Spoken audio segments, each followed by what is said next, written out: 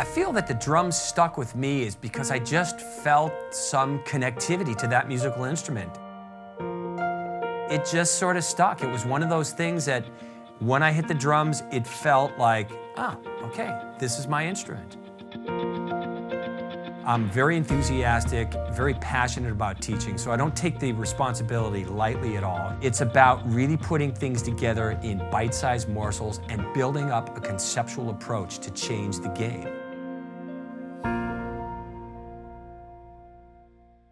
Starting drumming was an interesting process for me because I had played a little bit of guitar and I did do the proverbial tinker toy sticks banging on a suitcase and stuff like that. And both my brothers and I were really musically active as kids. But in the summer of '72, there was 5 kids, including myself, in the neighborhood, sitting upstairs on a really hot San Fernando Valley day. And we all decided we were gonna be a rock band. So, I mean, it was literally like, hey, let's start a rock band. And then there were 4 young guys staring me down going like, you're our drummer.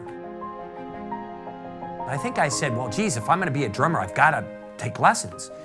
Grabbed the yellow pages, opened up, pointed to a guy who said I teach drum lessons and make house calls. And I was sitting there stammering, yeah, I guess I wanna study.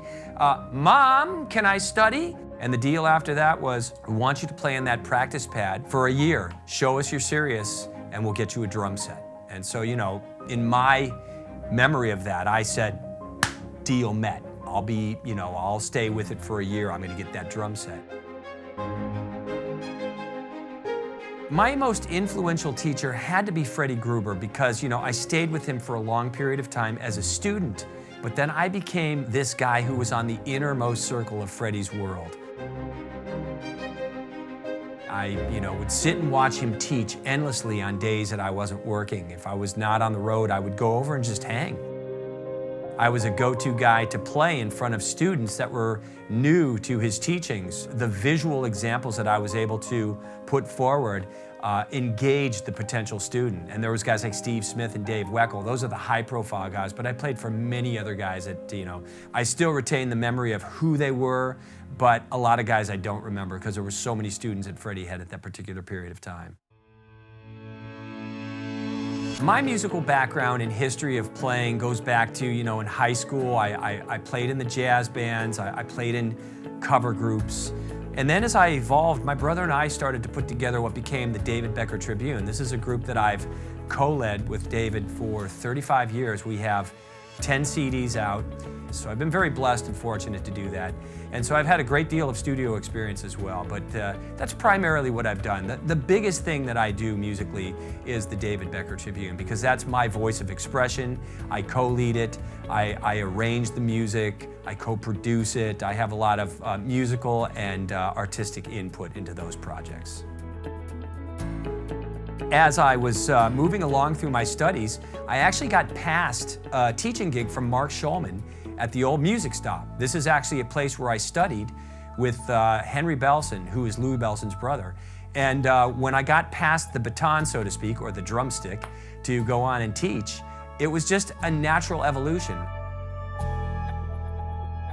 It's really an honor and a privilege to sit in a position to help guys formulate a better flow and fluidity to their playing and revamp their approach, really rebuilding what they do.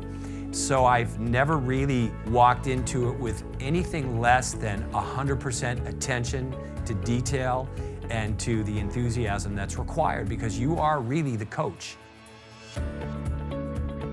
Really, again, I gotta say, I feel blessed and really grateful to be in the position and to work with a lot of guys that I get to work with. Getting guys like David Garibaldi to acknowledge you as a teacher is very humbling. It's a challenge to sort of sit calmly when you're looking at your hero.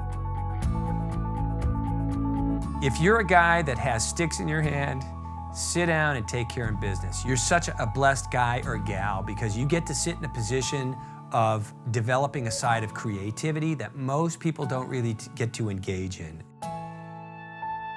Changes are available to anybody who puts forward the work and the effort.